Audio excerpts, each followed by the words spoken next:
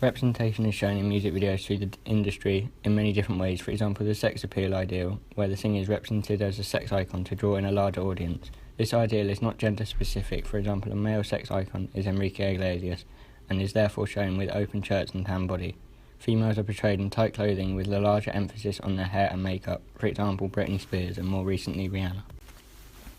An older ideal is the rebel image, which is declining at a fast rate because of the decline of rock and roll and heavy metal bands being in the top charts. The last major rebel image ideal was the Sex Pistols, who have since declined and broken away.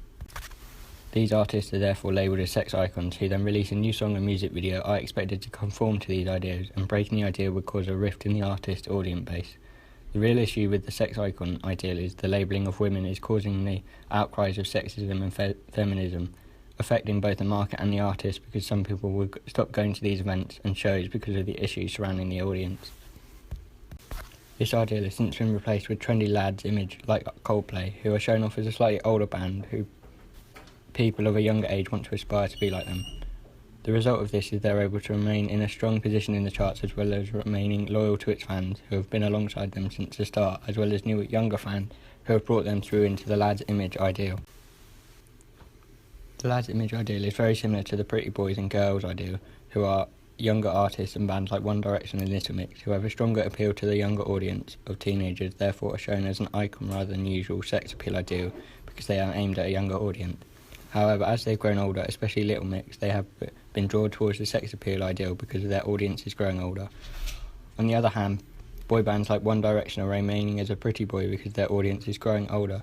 but are also being replaced with younger audiences, so the demand for the ideal shift isn't there, especially because they've come through X Factor, so the shift would cause bad publicity, because the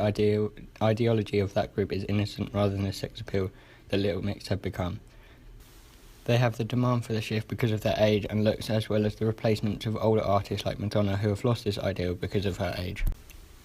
There are two smaller sub-ideals, which are loser and street culture ideals, which are usually a direct representation on the song's lyrics. For example, the loser ideal is based on people losing out on things, a direct representation of specific artists like Bruno Mars, who usually sings about being alone or losing out. An example of this is Bruno Mars' song Grenade, which shows him off as a loser and someone who has lost out. This is becoming one of the main breakthrough songs. The ideal of a loser has stuck to him and is harder to shake off because of the types of songs he sings, so the slow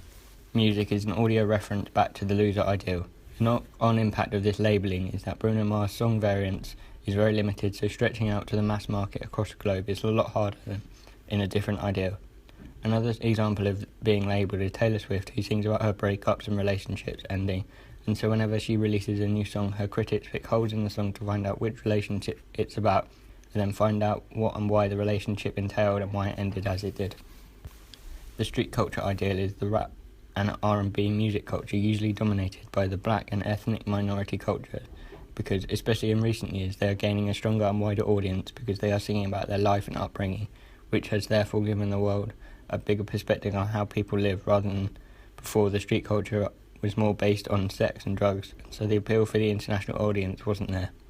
The real breakthrough for this R&B and rap culture was Eminem, who made the shift from drug and sex to incorporating his life and upbringing, which then appealed to a wider audience because he was singing could easily be transferred globally rather than a smaller market of older teenagers.